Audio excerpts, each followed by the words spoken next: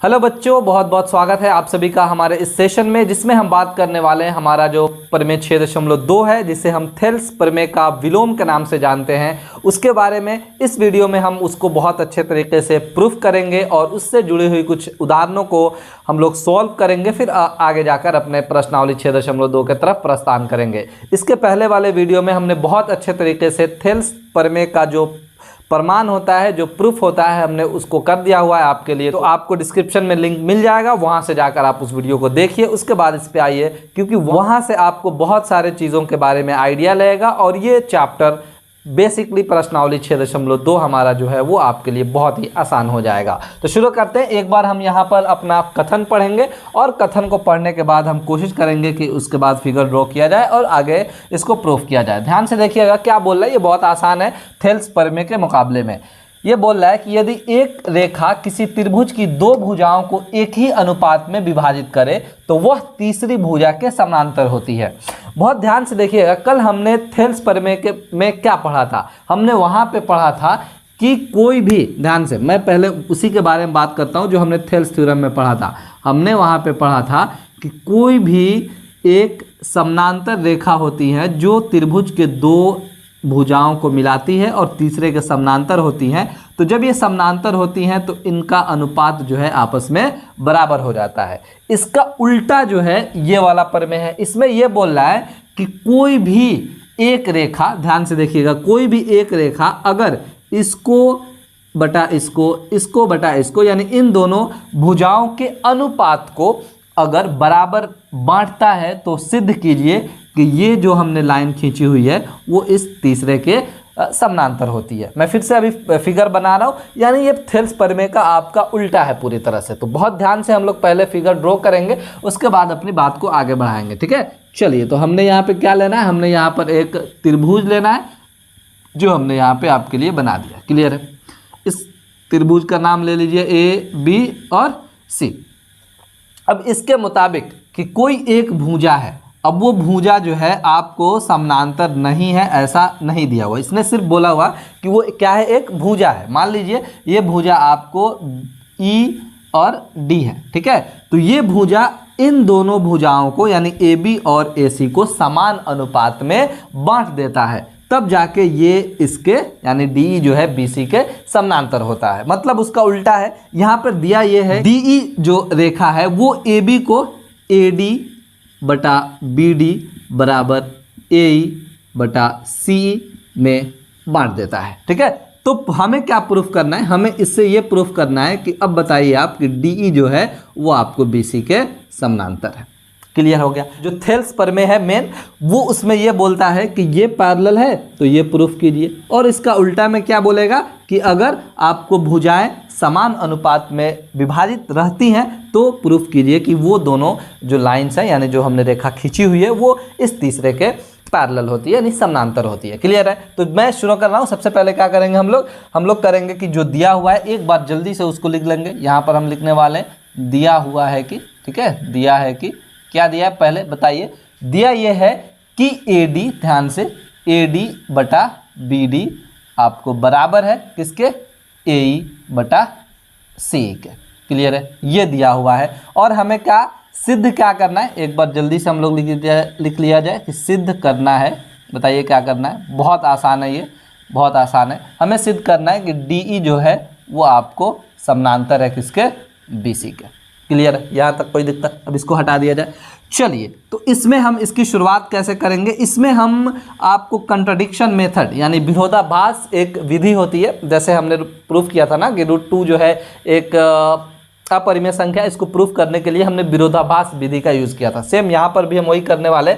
हम अपने से एक रचना करेंगे, खुद से एक रचना करेंगे और मान लेंगे कि डी, यहाँ पर एक लाइन खींचेंगे, ठीक है, और इसको मान लेंगे डी ई डैश। क्या मान लेंगे, डी ई डैश, और ये डी ई डैश जो है बी सी के समानांतर, ये हम मान लेंगे। क्लियर है। यहाँ पर हम सिद्ध करना शुरू कर रहे हैं, ठीक है। उपपत्ति लिख दीजिए या फिर अब रचना करके वो लिख सकते हैं। तो उपपत्ति में ही डायरेक्ट हम ये काम करेंगे।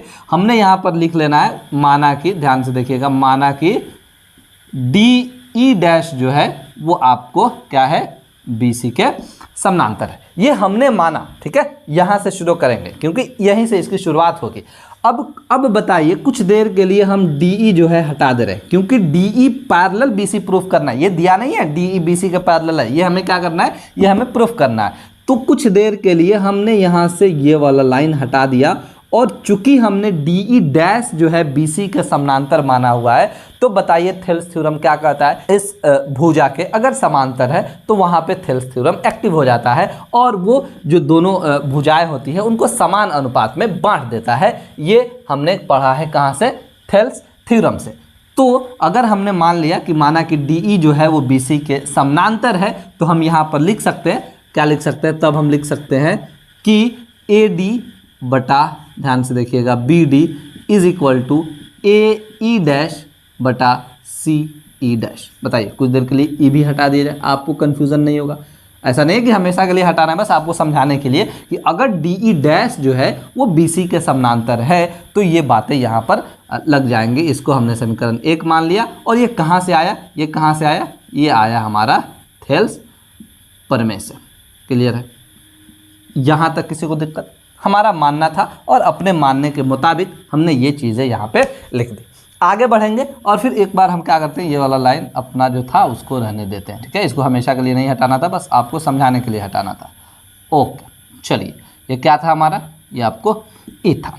क्लियर है, लेकिन यहाँ पर हमको कुछ और पता है। दिया क्या है, दिया तो ये है कि AD बटा BD जो है वो आपको AE बटा CE के बराबर है। ये ऐसे हमने नहीं लिखा, ये यहाँ से लिखा, ये दिया था, ये हमने मान लेना है क्या, समीकरण 2 से। और अच्छा सा अगर और लिखना है तो क्या है, ये दिया हुआ था। ठीक है, दिया हुआ है।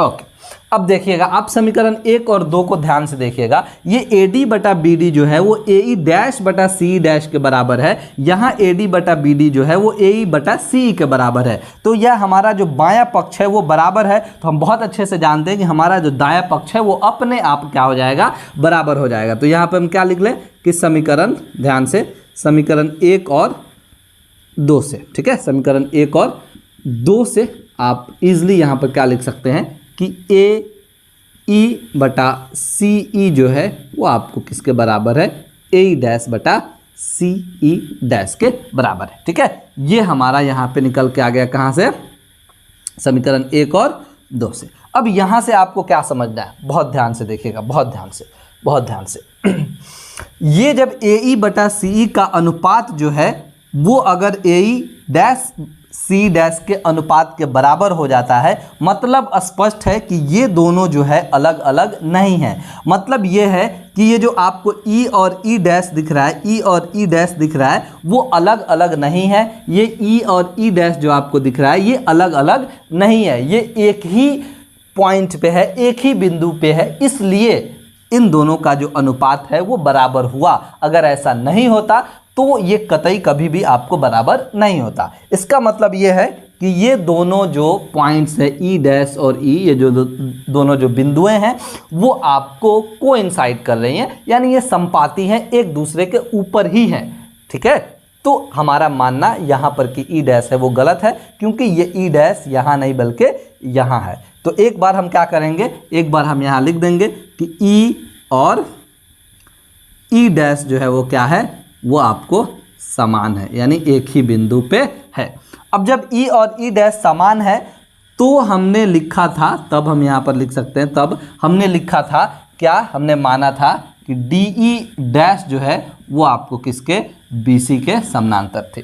अब चूंकि E डैश और E दोनों समान है तो क्यों ना हम DE डैश को सिर्फ DE लिख दें, कोई दिक्कत होगा, क्योंकि E डैश और E जो है वो क्या है, वो आपको बिल्कुल समान है। ठीक है, तो DE जो हो जाएगा वो आपको क्या हो जाएगा, BC के पैरेलल हो जाएगा। यही हमको क्या करना था, प्रूफ करना था। तो ये थेल्स थ्योरम से बहुत आसान है, 2-4 लाइन में आप बहुत इजीली कर सकते हैं। अगर और कन्फ्यूजन है यहाँ पे कि भाई ये AE बटा CE और AE डैश बटा CE डैश आपने बराबर कैसे कर दिया, तो 1 मिनट और लगेगा। एक काम यहाँ पर हम और कर सकते हैं, आपको और अच्छे से समझ में आ जाएगा। ठीक है, देखिए कैसे, यानी कन्फ्यूज़न हो सकता है ना कि आप कैसे बोल दिए कि E और E डैश एक ही है। तो एक काम कर लीजिए, इसमें क्या कीजिए आप, इसमें AE बटा CE में 1 जोड़ दीजिए और इधर भी AE डैश बटा CE डैश में एक जोड़ दीजिए। देखिए यहाँ पे क्या कमाल होता है, यहाँ पे और अच्छे से क्लियर हो जाएगा। ये एक्स्ट्रा चीज़ है, ठीक है, इसको बनाना नहीं, मैं सिर्फ समझा रहा हूँ, बस इतना ही ये बनेगा।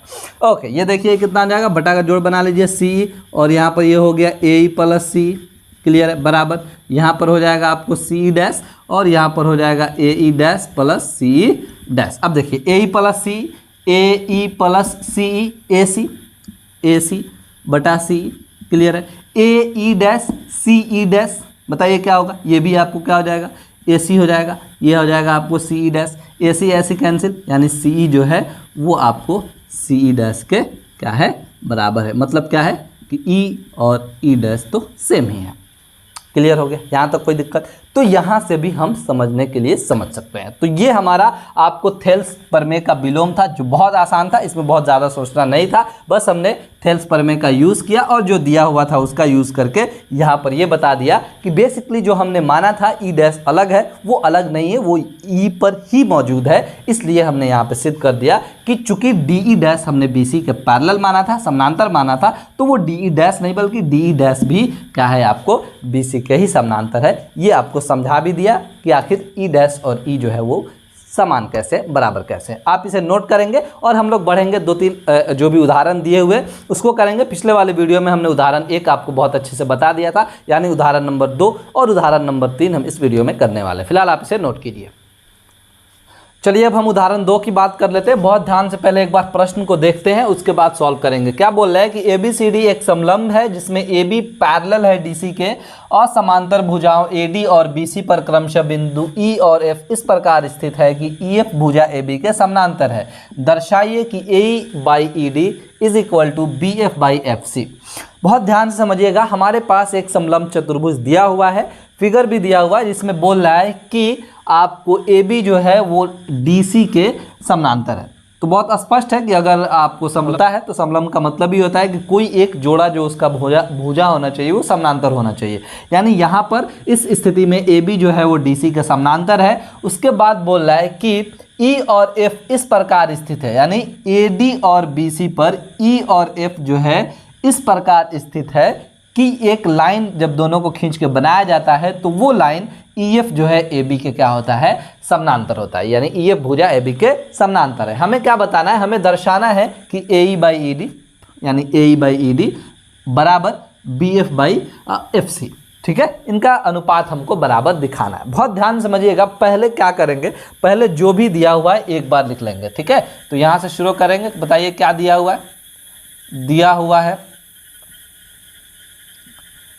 कि AB जो है वो DC के समानांतर है। हमने लिख लेना है कि AB जो है वो आपको DC के समानांतर है। क्लियर है, चलिए हमने ये लिख लिया। साथ साथ ये भी दिया हुआ है कि EF जो है, EF वो भुजा AB के समानांतर है। तो हमने ये भी लिखना है, तथा यहाँ से लिख लेंगे कि तथा EF जो है वो भी आपको AB के समानांतर है। ये दो चीज़ें दी हुई हैं यहाँ पे। हमें क्या दर्शाना है, हमें क्या प्रूफ करना है, हमें प्रूफ करना है यानी सिद्ध करना है कि, ध्यान से देखिएगा, सिद्ध करना है क्या कि AE बटा ED बराबर BF बटा FC। क्लियर है, ये हमें सिद्ध करना है, ठीक है। तो एक हम लोग क्या करेंगे, एक हम लोग रचना करेंगे यहाँ पर। तो रचना लिखें या डायरेक्ट हम लोग कर लें, कोई दिक्कत नहीं है, बाद में भी लिख सकते हैं। रचना ये होगा कि हम A को C से मिलाएंगे। ध्यान से देखिएगा, हम A को क्या करने वाले हैं, A को जो है C से मिलाने वाले हैं। हमने A को C से मिला दिया, क्लियर है। चलिए अब A को C से डॉट डॉट लाइन से मिला दीजिए आप इसको, और अच्छा रहेगा। हमने A को C से मिला दिया, क्लियर है। और ऐसे मिलाया कि ये EF जो रेखा है उस पे आपको G पॉइंट पे काट के यानी प्रतिच्छेद करके निकल जाती है। तो हमने यहाँ पे लिख देना है रचना में कि A को C से ऐसे मिलाया कि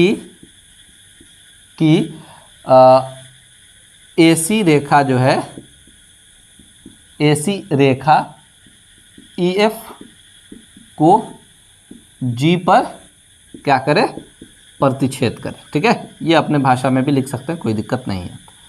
चलिए हमने बोल दिया कि हाँ भाई हमने मिला दिया किसको, AC को, और ऐसे मिलाया कि EF जो रेखा है उस पे G पे ये क्या कर रहा है, प्रतिच्छेद कर रहा है। इतना करने के बाद हम यहाँ पर अपनी जो प्रूफ है उसकी शुरुआत करेंगे। चलिए उत्पत्ति लिखेंगे यहाँ पे और शुरू कर देंगे। देखिए करेंगे क्या, अब पहले लॉजिक समझते, उसके बाद ध्यान से हम लोग इसको अपने आगे बढ़ाएंगे। ध्यान से देखिएगा, अगर पहले तो ये देखिए कि AB जो है वो DC के समानांतर है, साथ साथ EF जो है वो AB के समानांतर है। तो AB जो है DC के समानांतर, EF भी AB के समानांतर, मतलब ये हुआ कि EF जो होगा वो DC के समानांतर हो जाएगा। मैं क्या बोल रहा हूँ एक बार जल्दी से लिख दिया जाए कि यदि, ध्यान से देखिएगा, यदि AB जो है वो आपको समानांतर है किसके, DC के, तथा AB जो है वो आपको EF के पैरेलल है। तो AB DC के पैरेलल, AB EF का पैरेलल, इसलिए हम लिख सकते हैं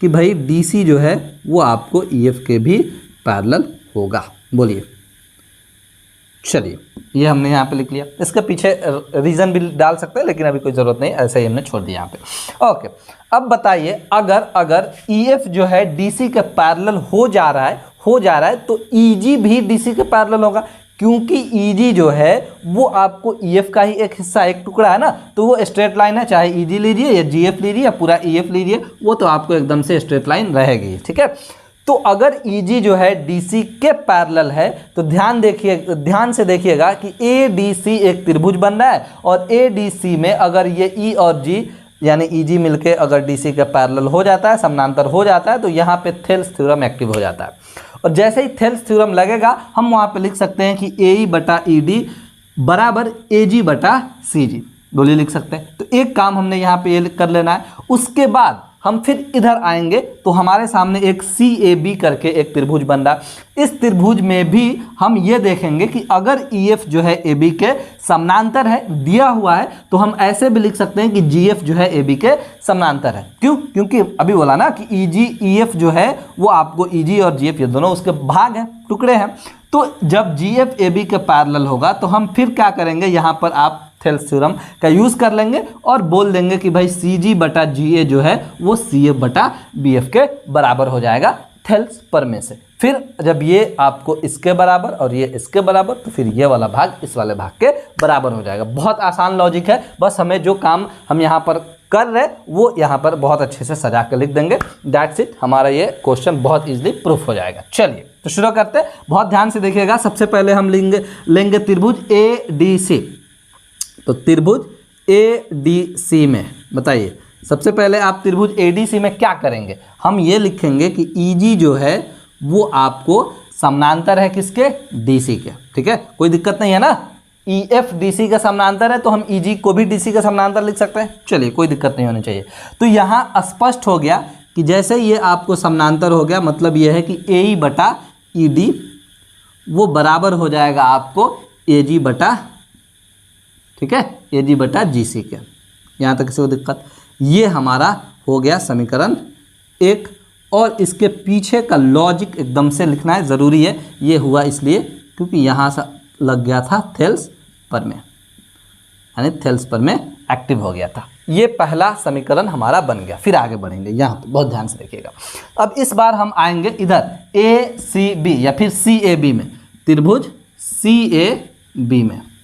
अब ये त्रिभुज CAB में आप देखिएगा बहुत ध्यान से, तो क्या पता चलेगा कि अगर GF जो है वो आपको समानांतर है किसके, AB के, है तो, है ना। अभी बोले ना कि EF AB का समानांतर है, मैं नहीं बोल रहा हूँ, तो क्वेश्चन में ही दिया था कि EF जो है AB का समानांतर है। बस हम इतना कर रहे हैं कि इस EF को पूरा नहीं लिख के अपने काम से जो मतलब है GF उसको लिख रहे हैं और AB के समानांतर हमने लिख देना है। तो जैसे ये आपको GF जो है AB का समानांतर हुआ तो ये त्रिभुज उल्टा दिख रहा होगा, लेकिन फिर भी मैंने आपको बताया था कि चाहे वो किसी भी साइड का त्रिभुज हो, मतलब किसी भी तरह से दिखे, अगर दो भुजाएं आपस में समानांतर हो जाती है तो वहाँ पे क्या लगता है आपको, थेल्स थ्योरम एक्टिव हो जाता है। तो यहाँ पे हम क्या लिख सकते हैं, यहाँ पे लिख देंगे कि ध्यान से देखिएगा CG बटा AG बराबर CF बटा FB, ठीक है, या फिर BF। ओके, ध्यान से, बहुत ध्यान से। अब ये CG बटा AG CF बटा FB, इसको लिखने से क्या फ़ायदा होगा, ठीक है। ये कहाँ से आया, ये आपको थेल्स प्रमेय से आया। ठीक है, तो एक बार तो रीजन लिख देते हैं, उसके बाद अपनी बात को आगे बढ़ाएंगे। ये कहाँ से आया? थेल्स प्रमेय से आया। लेकिन इसको लिखने से फ़ायदा क्या होगा? ध्यान से देखिएगा, एक बार फिर इधर नज़र दौड़ा लीजिए। हमारा जो समीकरण 1 था वो AE/ED था और AG/GC था। ठीक है, यहाँ पर भी AG/CG है, इसको हम लोग GC लिख सकते हैं, कोई दिक्कत नहीं, CG लिखे या GC लिखे। तो यहाँ पे AG/GC है, यहाँ पे GC/AG है। तो अगर हम इसको इसके बराबर कर दें तो क्लियर जो होगा वो RHS साइड वाला जो होगा वो अपने आप बराबर हो जाएगा। नहीं, अगर GC/AG CF/AB के बराबर है और यहाँ पर भी अगर AG/GC AE/ED के बराबर है तो ये आपको उसके बराबर हो जाएगा। ठीक है, चलिए, तो यहाँ उसके लिए बराबर करने के लिए एक काम हम लोग करेंगे। वो क्या करेंगे? इसको पलटी मार देंगे। पलटी कैसे मारेंगे? इसको हम लोग लिख देंगे AG/GC बराबर, इसको हम लोग लिखेंगे BF/CF। अब ये F भी लिखिए, BF लिखिए, कोई फर्क नहीं है। ठीक है, CF भी मत लिखिए, आप FC लिख दीजिए। ध्यान रखना पड़ता है कि प्रश्न में क्या दिया हुआ, देखिएगा ध्यान से, BF और FC दिया हुआ तो उसी के हिसाब से ले चलेंगे। ऐसा नहीं है कि CF और FB लिख दिए तो गलत हो गया, लेकिन थोड़ा सा ध्यान रखेंगे, जो प्रश्न में दिया है वही लेके चलेंगे। अब ये हमने मान लेना हमारा ये समीकरण 2 है। ठीक है, अब आप 1 और 2 समीकरण को बहुत ध्यान से देखिए, बहुत ध्यान से। इस समीकरण में AG/GC जो है AE/ED के बराबर है। इस समीकरण में AG/GC जो है BF/FC के बराबर है, यानी AG/GS दोनों में आपको कॉमन दिखाई दे रहा होगा, AG/GS। क्लियर है? अब जब ये बराबर है तो हम क्लियर बोल सकते हैं कि हमारा जो आप ये वाला साइड हो गया, यानी AE, हम यहाँ पर लिख देंगे कि समीकरण 1 और 2 से 1 और 2 से बताइए हमें क्या मिलेगा? हमें मिलेगा AE/ED और ये बराबर हो जाएगा किसके? ध्यान से देखिए, BF/FC के। ये क्या करना था? हमें प्रूफ करना था और बहुत इजीली हमने इसको क्या कर दिया? प्रूफ कर दिया। बस आपको क्या है कि 1-2 बार इसको अच्छे से रिवाइज कीजिए और अच्छे से क्लियर हो जाएगा। अगर अभी 60% तक भी समझ में आया तो बहुत बड़ी बात है, क्योंकि फर्स्ट टाइम अब आप कुछ भी कर रहे होते हैं तो आपके लिए थोड़ा सा मुश्किल होता है। मैं तो रोज़ कर रहा हूँ तो मेरे लिए आसान है, लेकिन आप जब पहली बार करेंगे तो ये बिल्कुल ज़रूरी नहीं है कि 100% आपको आ जाए। 2 बार या 3 बार अगर आप खुद से करेंगे तो फिर वो 60 से 80 आएगा, 80 से 100 आ जाएगा, पूरा का पूरा समझ में आ जाएगा। इसलिए एक बार में समझ के आपको नहीं छोड़ना है, कोशिश करना है इसको रिवाइज करने का। फिलहाल आप इसे नोट कीजिए। बढ़ते हैं हम लोग, एक और उदाहरण करते हैं, उसके बाद क्लास को ख़त्म करेंगे। तो अब बात करेंगे हम लोग अपना उदाहरण 3। क्या बोल रहा है कि आकृति 6.16 में PS/SQ बराबर PT/TR है तथा कोण PST बराबर कोण PRQ है। सिद्ध कीजिए कि त्रिभुज PQR एक समद्विबाहु त्रिभुज है। दिया ये हुआ है, ध्यान से देखिएगा, PS/SQ बराबर PT/TR तथा कोण PST और कोण PRQ आपस में बराबर है। तो हमें सिद्ध करना है कि ये जो त्रिभुज दिख रहा है PQR ये एक समद्विबाहु त्रिभुज है। तो आपको पहले पता होना चाहिए कि समद्विबाहु त्रिभुज होते क्या है। तो वैसे त्रिभुज जिनका 2 भुजाएं आपस में बराबर हो, तो अगर हम इस त्रिभुज में PQR में कोई 2 भुजा आपस में बराबर कर देते हैं तो फिर वो एक समद्विबाहु त्रिभुज हो जाएगा। लेकिन करेंगे कैसे? तो एक बार पहले जो चीज़ें दी हुई हैं उसको हम लोग यहाँ नोट करेंगे, उसके बाद फर्दर इसको सॉल्व करेंगे। बहुत ध्यान से देखिएगा क्या दिया हुआ है, जल्दी से एक बार लिख लिया जाए। दिया हुआ है कि 2 बातें यहाँ पे दिया हुआ है। ठीक है, सबसे पहले तो ये दिया हुआ है कि PS/SQ बराबर PT/TR। ठीक है, और दूसरा साथ साथ ये दिया हुआ है कि कोण PST जो है वो आपको कोण PRQ के क्या है? बराबर है। अब बताइए क्या सिद्ध करना है? हमें सिद्ध करना है कि त्रिभुज PQR जो है क्या है? त्रिभुज PQR एक समद्विबाहु त्रिभुज है। त्रिभुज PQR एक समद्विबाहु यानी आइसोसेलेस ट्रायंगल है। ठीक है, चलिए यहाँ तक किसी को दिक्कत?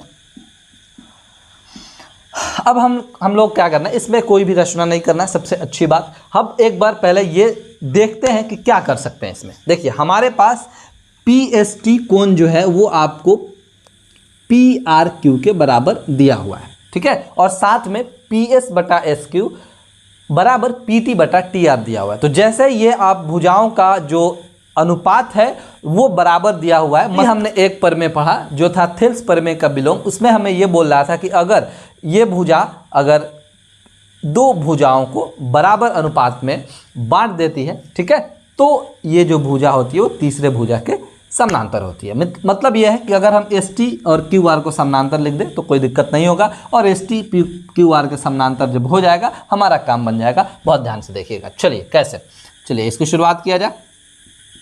ओके, सबसे पहले हम लोग क्या लिखेंगे, त्रिभुज पी क्यू आर में बताइए क्या दिया है। एक बार यहाँ भी लिख दें कि दिया है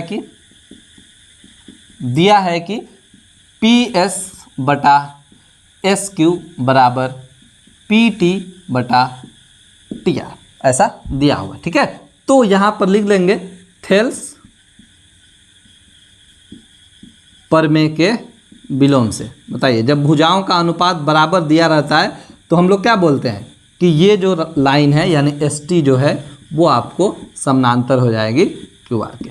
यही कहता है हमारा थेल्स प्रमेय का विलोम। तो जैसे ही एस टी और क्यू आर जो है समानांतर हो गया, ध्यान से देखिएगा, यहाँ एक कोण बन रहा है, ये वाला कोण और ये वाला कोण जो हो जाएगा आपस में क्या हो जाएगा, बराबर हो जाएगा। और ये कोण आपको संगत कोण कहलाती है। आपको अच्छे से पता है कि ये दोनों जो है अगर समानांतर रेखाएं हैं और ये अगर ट्रांसवर्सल है यानी प्रतिच्छेदी रेखा है, तो ये वाला कोण जो है इस वाले कोण के बराबर होता है। आपको पता है ना, संगत कोण बोलते हैं इसको। तो मतलब स्पष्ट है कि हम लोग यहाँ पर लिख सकते हैं कि कोण पी एस टी जो है वो बराबर हो जाएगा कोण आपको पी क्यू आर के। बोलिए, इसमें किसी को दिक्कत? समीकरण एक कारण डाल देंगे यहाँ पर संगत कोण। ठीक है, चलिए, तो संगत कोण से तो बराबर हो गया, लेकिन पी एस टी जो है वो आपको पहले ही प्रश्न में दिया हुआ है कि पी आर क्यू के बराबर है। कोई दिक्कत नहीं है, हम यहाँ पर लिख देंगे लेकिन कोण पी एस टी जो है वो हमें पता है कि वो आपको पी आर क्यू के बराबर है। ये दो हो गया। ठीक है, चलिए यहाँ पर लिख देंगे दिया था। ओके, अब ध्यान से देखिएगा, पी एस टी बराबर पी क्यू आर और पी एस टी बराबर पी आर क्यू। तो समीकरण 1 और 2 से क्या मिलेगा, एल एच एस बराबर है, बायां पक्ष हमारा बराबर है तो दायां पक्ष खुद ब खुद बराबर हो जाएगा। तो यहाँ पर हम लिख देंगे कि समीकरण 1 और 2 से। अब बताइए, समीकरण 1 और 2 से हम क्या निकाल सकते हैं? हम यहाँ पर लिख सकते हैं कि कोण पी क्यू आर जो है वो बराबर हो जाएगा आपको पी आर क्यू के। अब बताइए, अब हमने जब प्रूफ कर दिया कि हमारा कोण पी क्यू आर जो है वो पी आर क्यू के है, तो इससे क्या फ़ायदा होगा? बहुत ध्यान से देखिएगा, पी आर क्यू ये वाला कोण हमारा बराबर हो गया पी क्यू आर इस वाले कोण के। अब आप एक प्रमेय बोल सकते हैं जो कक्षा 9 में बताई जाती है और उससे पहले ही बताई जाती है कि अगर त्रिभुज में कोई दो कोण जो है आपस में बराबर हो तो इनके विपरीत जो बने होते हैं वो भी आपको क्या होते हैं, बराबर होते हैं। यानी समान कोणों के सम्मुख भुजाएं भी आपस में बराबर होती हैं। मतलब क्या है कि हमारा पी क्यू आर इसके सामने क्या बना है, पी आर बना है, और पी आर क्यू इसके सामने क्या बना है, पी क्यू बना है। ये दोनों साइड जो है भुजाएं जो है वो बराबर हो जाएंगी। तो जब बराबर हो जाएंगी तो हम इजीली बोल सकते हैं कि हाँ भाई पी क्यू आर जो है वो क्या है, वो एक समद्विबाहु त्रिभुज है। बहुत आसान था ये प्रश्न, बहुत इजीली हमने इसको सॉल्व कर दिया। चलिए, पी क्यू आर इसके उलट में क्या बना है, इसके उलट में बना है पी आर, और पी आर क्यू इसके उलट में बना है पी क्यू। चलिए, ये दोनों आपस में क्या हो गए, बराबर हो गए। ऐसा नहीं, इसका जो रीज़न है पीछे वो भी हम लोग लिख देंगे। क्या लिखेंगे कि त्रिभुज में दो समान कोणों के सम्मुख बने भुजाओं का मान भी क्या होता है, समान होता है। चलिए, ये एक प्रमेय है, हमने यहाँ पे लिख दिया। अब जब ये पी आर पी क्यू के बराबर हो गया, मैंने पहले ही बताया था कि हमें सिर्फ दो प्रूफ करने हैं कि बराबर है, वैसे ही हम लिख सकते हैं कि हमारा जो इसलिए ट्रायंगल पी क्यू आर जो है वो क्या है, पी क्यू आर एक समद्विबाहु, नाम से ये स्पष्ट है, जिसका दो बाह बराबर हो यानी दो भुजा बराबर हो, समद्विबाहु त्रिभुज है। देखिए, बहुत इजीली हमने इस प्रश्न को सॉल्व कर दिया, कोई दिक्कत नहीं है। बस एक प्रमेय लगाया, कौन सा, वो वाला प्रमेय जो था वो थेल्स प्रमेय का विलोम था, और संगत कोण पता होना चाहिए, और ये वाला बात बहुत ही महत्वपूर्ण है, ये भी पता होना चाहिए। जब भी त्रिभुज में दो कोण अगर आपस में बराबर होते हैं तो उनके उलट जो साइड बनते हैं वो भी आपस में बराबर हो जाते हैं। तो आई होप आपको ये पूरा वीडियो बहुत अच्छे से पसंद आया होगा, बहुत अच्छे से समझ में भी आया होगा। अगर आपको कोई दिक्कत है तो कमेंट करके ज़रूर बताइए। ज़्यादा से ज़्यादा कोशिश कीजिए कि आप खुद से प्रश्नों को सॉल्व करें और इसको बार बार बनाएं ताकि आपको आगे चल कर कोई दिक्कत नहीं हो। मिलते हैं एक नई वीडियो।